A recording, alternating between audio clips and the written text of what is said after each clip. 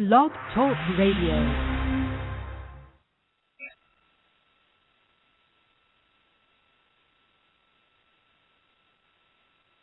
Today we have Pamela Sweeten she's the owner of Sweeten Consulting and a representative for Advanced Traceability Solutions and ScoringAg. She's also an advocate for food safety, or safe food. Pamela was born and raised in the Central Valley of California, attended California State University at Stanislaus as a communications major, and graduated in 1988. She immediately began to work for her family in the almond industry, working through Ned Ryan at Ryan Pereira Almond Company. And through her involvement with ARPAC, she learned the transportation and logistics end of her industry, and also went on to develop grower relations program with introducing farmers to the ARPAC organization. Additionally, she also created a program for the shelling and the soft shelling of her industry in the almond industry, and also quickly building her knowledge base. She was involved in almond processing. And additionally, she worked for California Women for Agriculture and American Agriculture Women, AgriWomen. Additionally, she has always been a Central California FFA booster. That's Future Farmers of America and the Children's Hospital. And we now welcome Pamela Sweeten to our show to discuss her topic of today, which is the Traceability Act. Pamela? Good afternoon, Andy. Hi. I was a little slow starting that out, but we'll get it going. Today's topic is the introduction of traceability and the relationship to the new Food Safety Modernization Act. Pamela, would you like to add anything to your introduction? Well, I appreciate the introduction. It was very generous of you. However, I did not grow up on an almond farm. I just had one around my house. So we weren't farmers. We were city people, just on the edge of town. Great. So as we look at the history of traceability, why is traceability of food products critical? Andy, with our latest research, foodborne illnesses has been a significant burden. About 48 million people, that's 1 in 6 Americans, get sick every year. 128,000 are hospitalized, with approximately 3,000 passing away because of foodborne illnesses. Our food supply is more high-tech and complex, with 15% of our U.S. food supply being imported from other countries. With more foods in the marketplace on a daily basis, we, of course, have new hazards that we need to deal with that we didn't previously see in our food supply.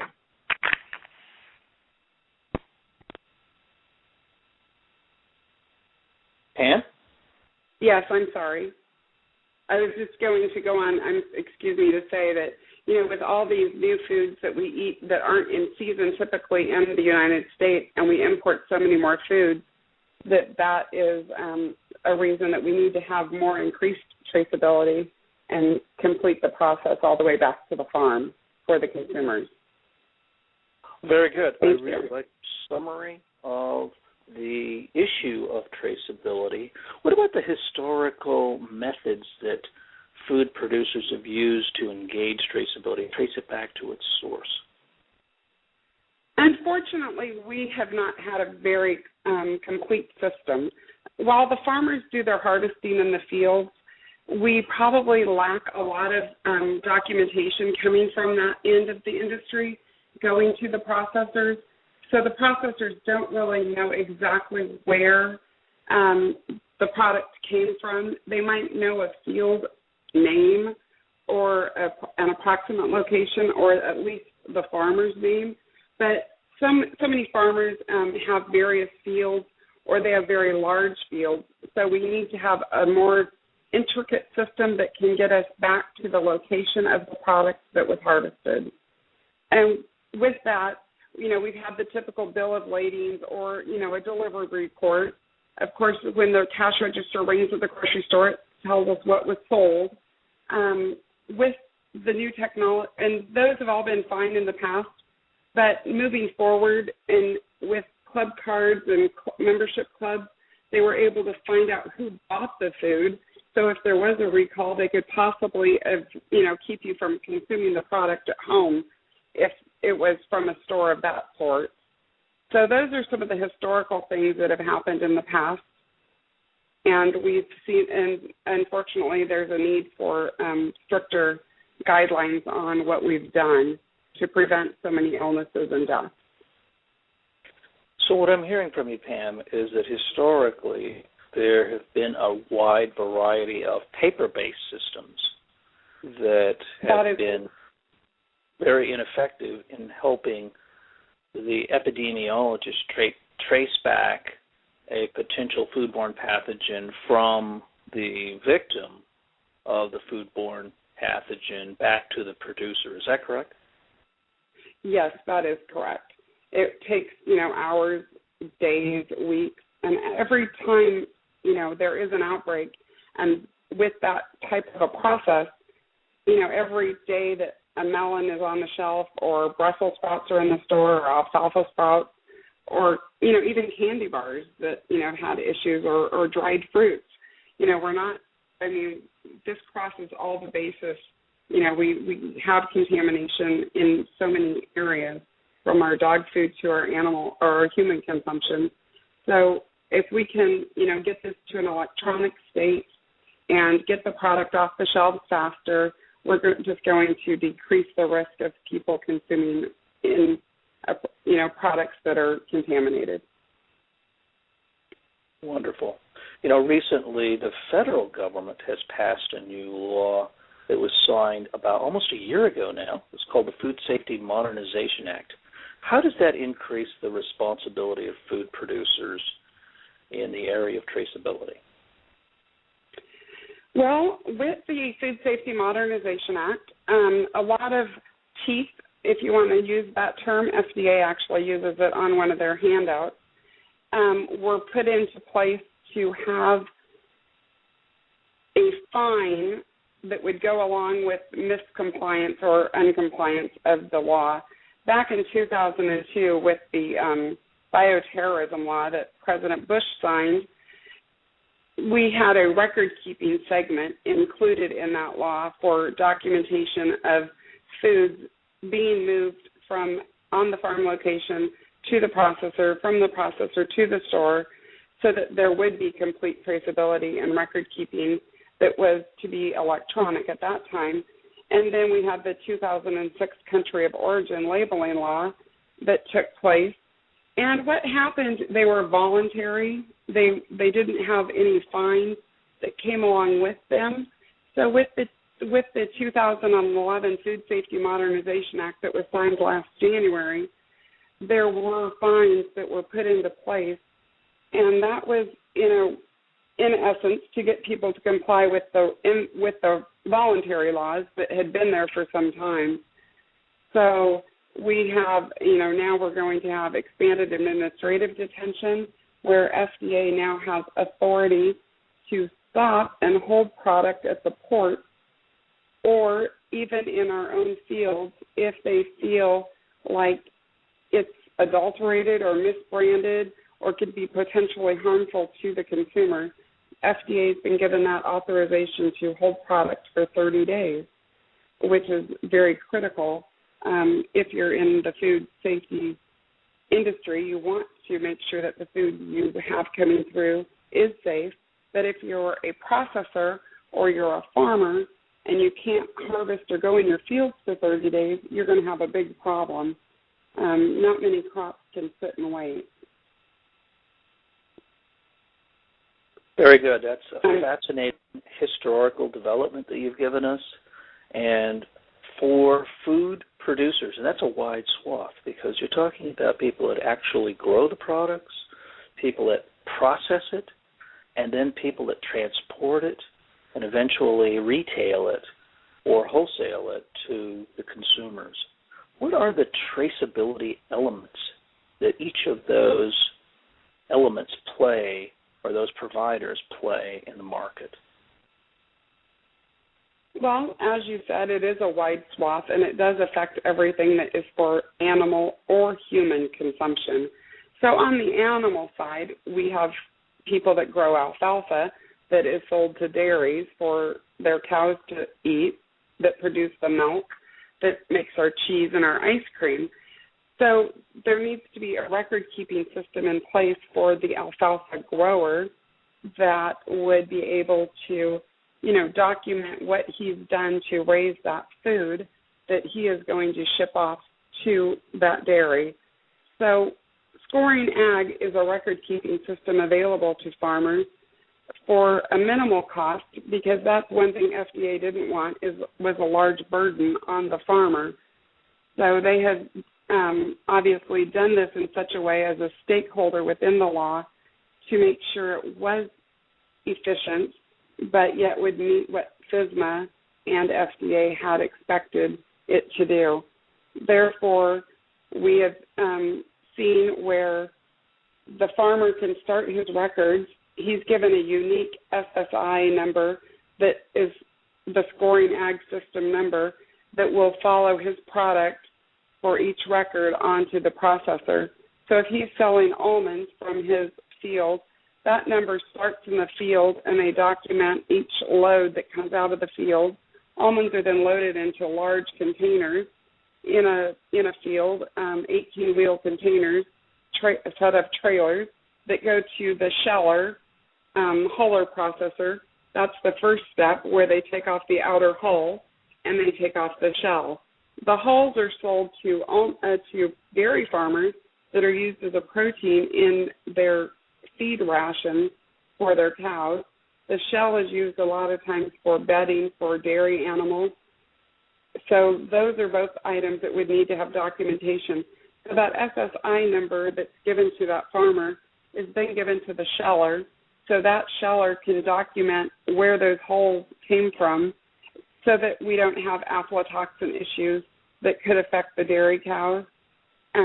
That's something we want to alleviate or not have an issue with. And also that SSI number goes on to the almond processor that's going to take those almond meats, which is the kernel that you or I purchase at the grocery store.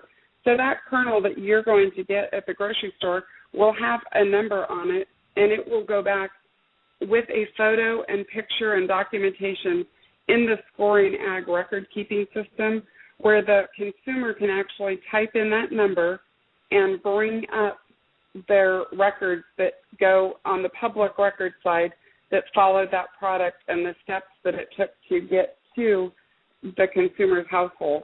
We have a company called New Lime Co. that's actually using the product, and so each of their pieces of fruit that they're selling in the grocery store have a documented number with the picture on their website that you can see the packing facility, you can see the orchard, as well as the tree, or rather grove, because they're doing avocados. Excuse me. So this is just how the process has evolved and touching all areas and all aspects of our food supply, whether it's a byproduct of a product or if it's the actual product going to the consumer. Well, Pamela, I'm very impressed. In our slide presentation for the show is a bit of the hardware that goes along with this system. Can you identify some of the items? I see a smart PDA, I see a mobile computer, I see a printer configuration. Can you review some of that technology with us? Absolutely, Andy. We have two PDA options. We offer one that basically it's a phone, so it can transmit with Wi-Fi connection or internet capabilities in the field, but it also has a scanner built in, and that's the Cadillac version. And then we have the Chevrolet that doesn't have a scanner, doesn't have a phone, but it's the basic tool that the farmer could use for his documentation. We set those up with various screens, whether it's for their production, for growing the food in the field, or for harvest. And we set those up in multiple languages if needed. And these are all customized for their process. I have a very detailed check sheet I go over so that we eliminate as many human errors as possible whenever we put these in the hands of the farmer or the processor, because we know how human errors, sometimes a 7 could look like a 9 or a 6 could look like an 8. So we don't want to have anything out there where it's not going to be appropriately done.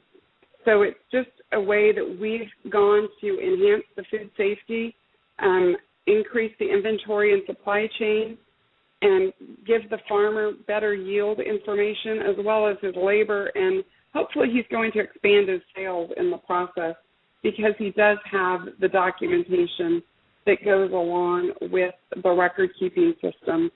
And with that, each of those fields on the PDA actually have a stylus that they can use, and they can just click on the field, and there's a drop-down menu that they can then click on the size of the product they're harvesting, what type of product they're harvesting, what field they're in. We can set all this up pre them receiving it so that it's all set into the system, so they just click and tap and move on to the next step in the process.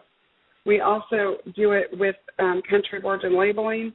So we've got the information in that system that's going to give them their country of origin labeling.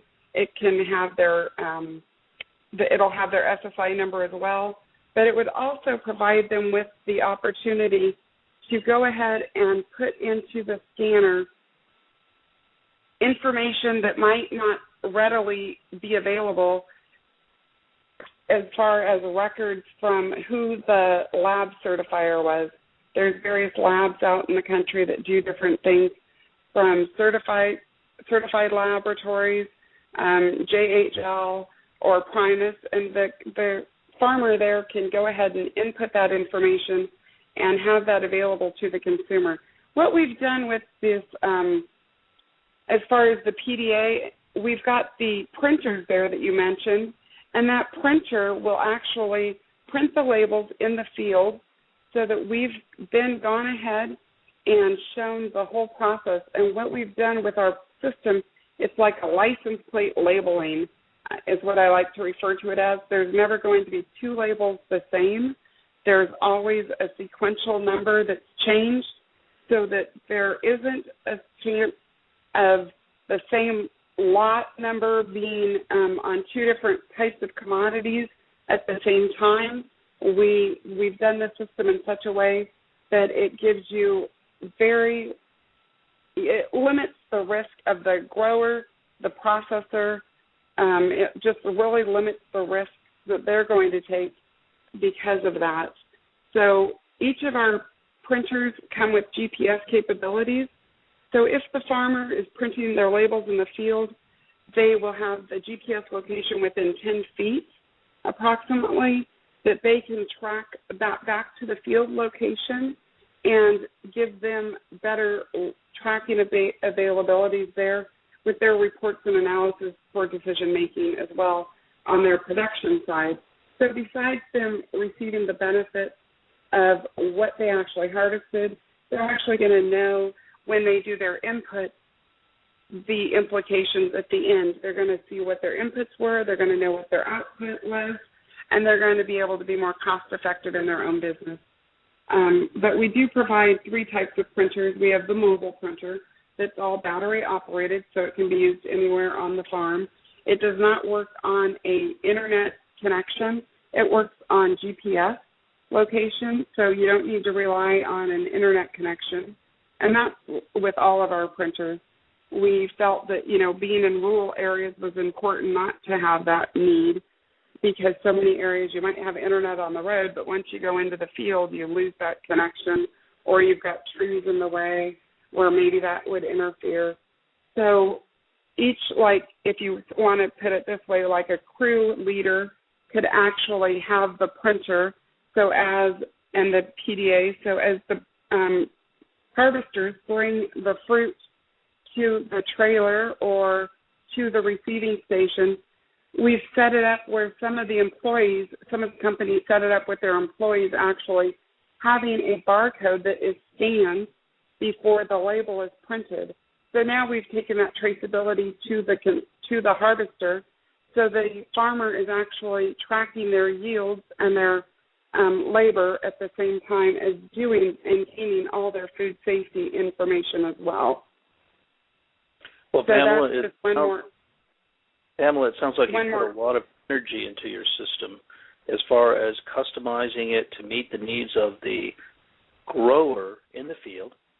Additionally, you had mentioned earlier to me that you have the capability to store the database online, off-site, and that increases the durability of the information. Is that correct? Yes, that is actually, Andy. What we do is everything's uploaded into a Unix system that we have.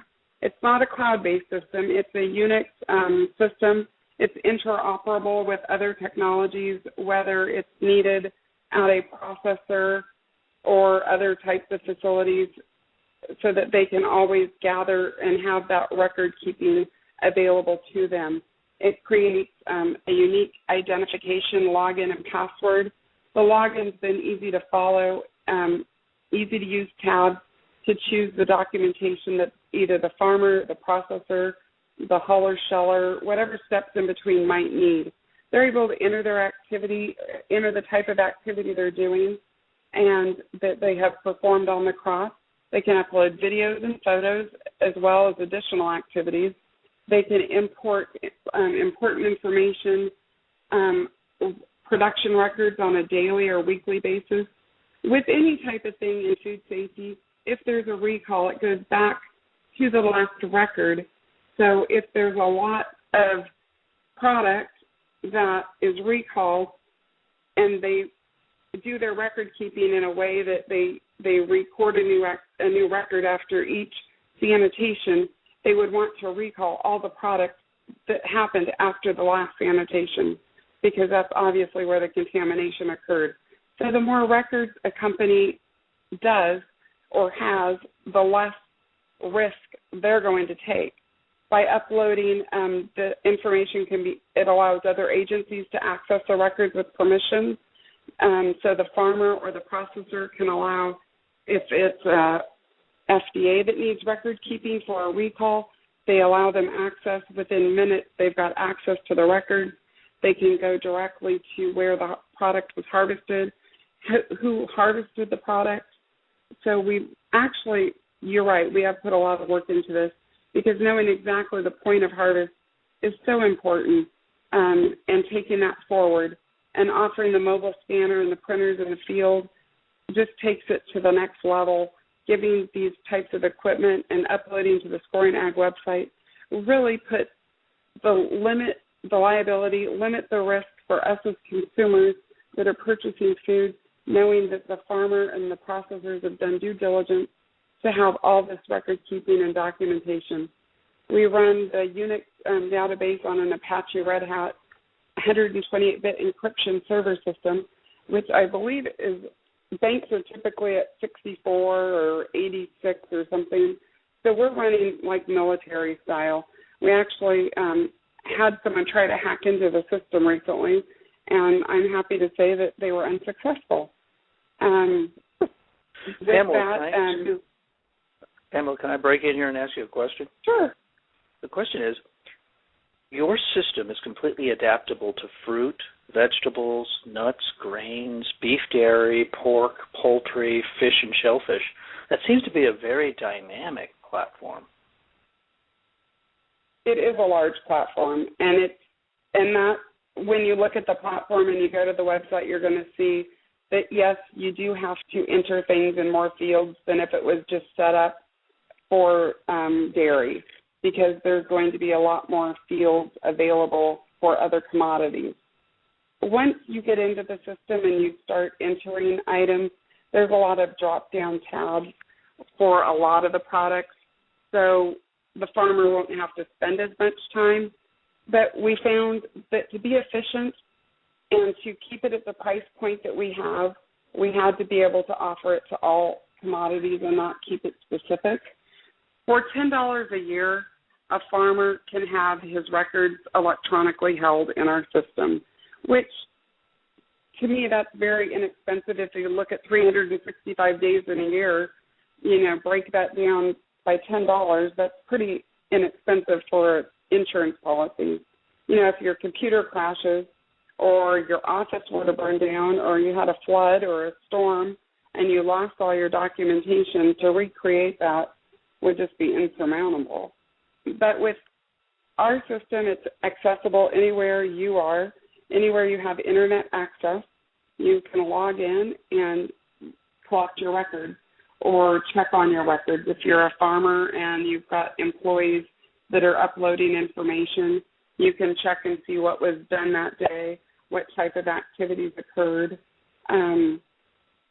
I just feel so confident in the system at the price point that we're able to offer that to the growers. There's really no excuse for someone not to have records and not to have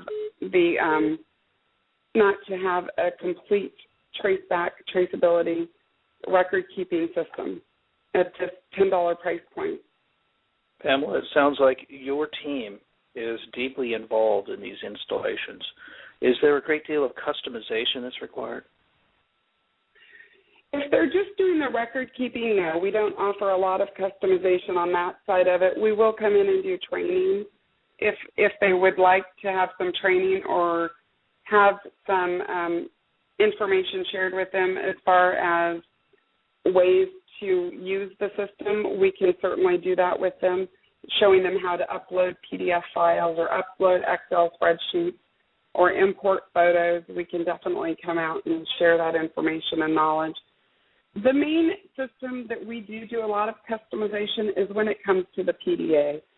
We don't expect a farmer to sit in the box with his neighbor. We customize the PDA to his specifications and do it directly to his needs. Everyone has different needs, and we want to make sure it's done as simplistically and concise to make sure it's used to the best knowledge that we know it can be.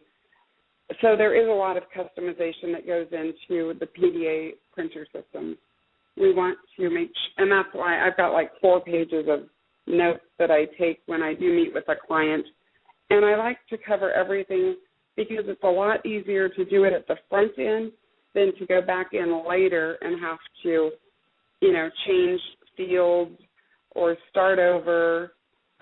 We'd much rather get as much information up front. And that's why we do spend a lot of time when it comes to our survey and checklist. We like to know what types of crops they're growing, who prepares and maintains the fields if they have a custom harvester, what type of pesticides they might use, what type of irrigation they actually perform on the field, or what type of third-party growers do they deal with if we're at a pack house, or do they pack in the field, or are they bringing everything into pack? We like to know if they hand pick or if it's a mechanical harvest. If it's a harvester that comes in, are there employees or is it by a contractor? The types and size of harvest. Pamela, we're just about out of time. Appreciate your input. I'd like to ask you in the last 30 or 40 seconds if you could summarize the services that your firm offers besides the system that you've discussed. Certainly. I like to, what I like to say is that I am here to work for you, the farmer, and my mission statement, I'll share this. I like to provide innovative, cost-effective food tracing solutions to growers, packers, shippers, distributors, and food service companies that increase supply chain efficiency as well as enhance their food safety. And with that, I'd like to thank you for allowing me the opportunity today. And if there's anyone out there that needs any use for our services, we're able to we can track processes to be traced and sequenced to implement. We do specific data required for labels. I'd like to thank you for your time. We've run out of time. I hate cutting you off because I really love this topic. No problem. Thank you for your time and have a great day. Thank you, too. Thank you. Bye now.